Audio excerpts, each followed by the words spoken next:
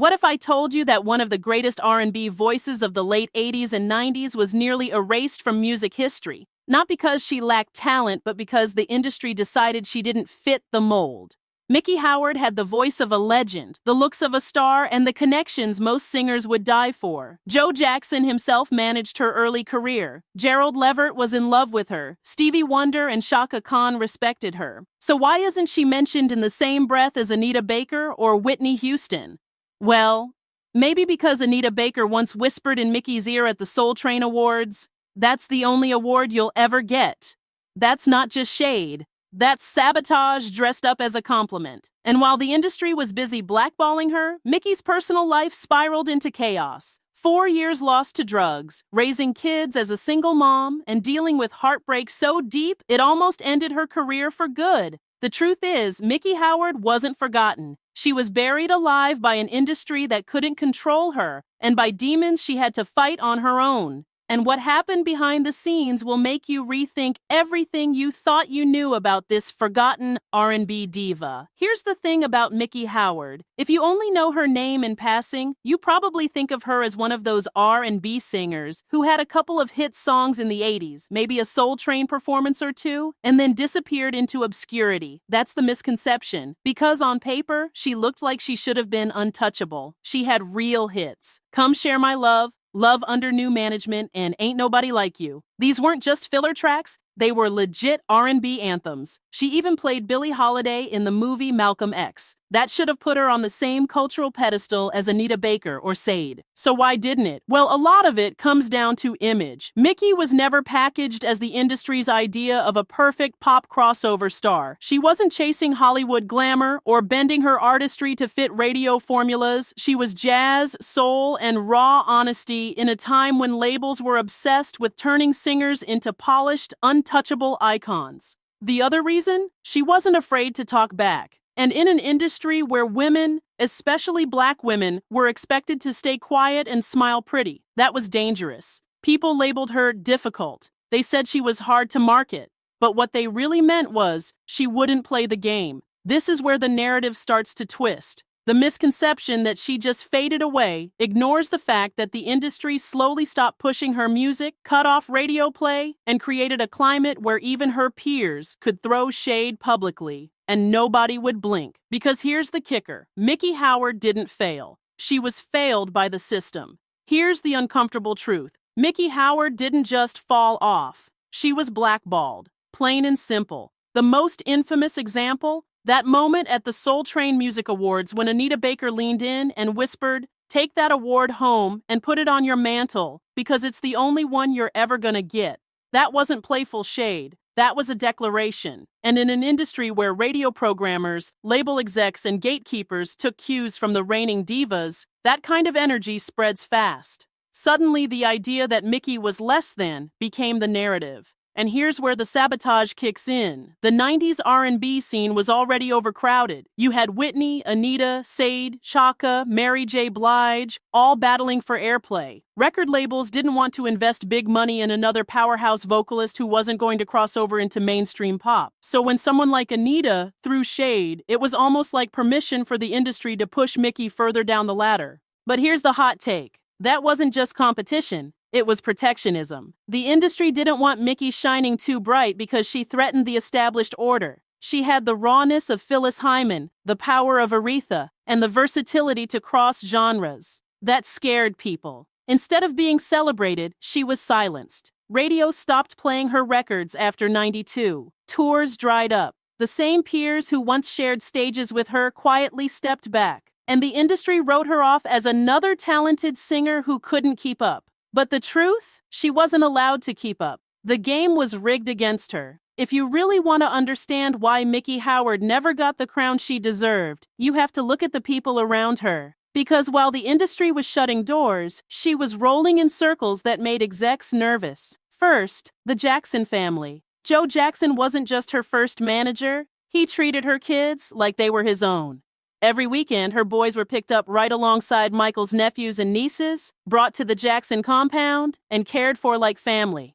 That's not a small connection. We're talking about one of the most powerful, controversial families in music history vouching for Miki. On the surface, that should have helped her. But in reality, it made labels wary. If she was protected by the Jacksons, that meant she couldn't be controlled. And then there was Gerald Levert. Their relationship wasn't just romance, it was a lifeline. Gerald paid her bills when she was blackballed. He took care of her kids when the industry turned its back. But that love story also came with drama. People whispered that she was using him. Others claimed she was Yoko Ono-ing Levert, pulling Gerald away from his group. Even though she was bringing money and production to the table, the narrative got flipped against her. See the pattern? Every time Miki built a connection that should have elevated her, it got weaponized against her. With the Jacksons, she was too tied up in family politics. With Gerald, she was too distracting. With peers like Anita Baker, she was too ambitious. And what makes it worse?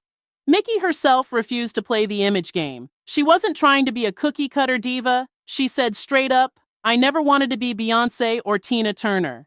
That life would freak me out." She wanted to sing, raise her kids, and walk to the grocery store without being mobbed. But in an industry built on illusion, honesty can be deadly. And Miki Howard's honesty may have been the real reason she was quietly pushed to the side. If you still think Miki Howard just didn't measure up, let's look at how the industry, and even her peers, treated her. Take Phyllis, for example. Another powerhouse voice, another woman who knew how shady the business could be. When Miki and Phyllis toured together, Phyllis pulled one of the pettiest stunts imaginable. She kept Miki's luggage. For days, Miki had to buy new clothes to perform, because Phyllis had all of her stuff and didn't return it until the tour was over. Now, Phyllis was hilarious, but that kind of thing shows just how cutthroat it was, even among women who should have been allies. Then there's the radio blackout. After 1992, it didn't matter how good Miki's music was. Stations just stopped spinning her records. Not because she lost her voice, not because the quality dipped, but because labels and program directors quietly pulled support. The same songs that could have been chart toppers were suddenly nowhere to be found. That's not falling off. That's intentional erasure. And it wasn't just radio. Tours started drying up too. By the mid-90s, she found herself boxed into the same recycled nostalgia shows, lumped in with old-school acts before she was even out of her prime. That's the industry's way of politely saying, "You're done here." Meanwhile, she's watching people she once shared stages with soar,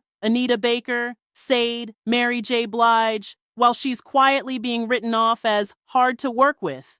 Funny how that label always seems to stick to outspoken black women who don't smile and play nice with the execs.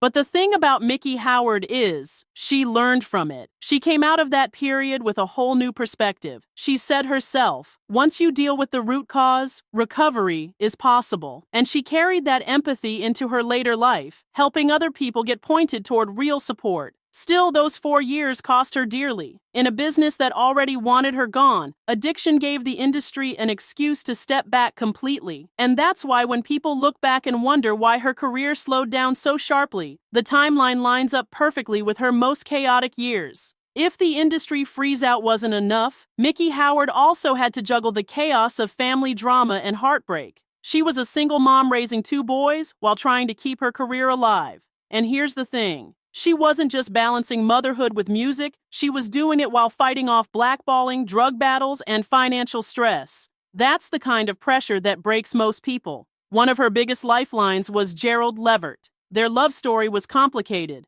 part fairy tale, part heartbreak. Gerald adored her, but the industry whispered that she was a distraction, even blaming her for pulling him away from his group. The rumors painted her as Yoko Ono 2.0, like she was some kind of curse on Gerald's career. In reality, Gerald was her protector. He paid bills when she couldn't. He made sure her kids had what they needed. And even when things got rocky, there was always a bond there that never really broke. Then there were the Jacksons. The same family who ruled pop music became her kids' second home. Joe Jackson made sure her sons, Brandon and Nicholas, were picked up every weekend, treated like they were Jacksons themselves. Katherine Jackson welcomed them into her house whenever things got rough. And Miki admitted, even when she and her boys were at odds, she knew they were safe with the Jackson family. That's how close she was. But family stability on the outside didn't erase the pain on the inside. Her kids grew up seeing the fallout of her career struggles. Brandon, in particular, has spoken openly about the trauma, hinting at how hard it was growing up with a mom who was battling so much at once. That's the quiet part nobody talks about. How her children were carrying scars from an industry that chewed up their mother and spat her out. And then, of course, came tragedy. Losing Gerald Levert in 2006 hit her like a freight train. This wasn't just an ex or a fling. This was someone who had been there through her darkest years. His sudden passing left a hole in her life that never really healed. Put it all together, and Miki's life reads less like the story of a failed singer and more like a storm of sabotage, bad luck, and heartbreak colliding all at once. She wasn't just surviving the industry, she was surviving life itself. So after all of this, the sabotage, the shade, the drugs, the heartbreak, what's left of Miki Howard's legacy? Here's the twist. She doesn't measure success the way the industry does. She said it herself. I have not reached any pinnacle of success. I don't have one Grammy. I'm not what's considered successful in show business, but I am a success at my craft. I am a success at who I am. I'm a success as a parent. That's the difference between Miki and so many other singers who got caught up chasing awards and charts. She knows the industry wrote her off, and she flat out doesn't care anymore. Success for her is being able to walk to the store without a security team. It's being respected by legends like Aretha Franklin, Stevie Wonder, and Chaka Khan. It's knowing her kids survived everything right alongside her. Financially, she never became a superstar mogul. Estimates put her net worth somewhere between $1 to $2 million, a fraction of what her peers are worth.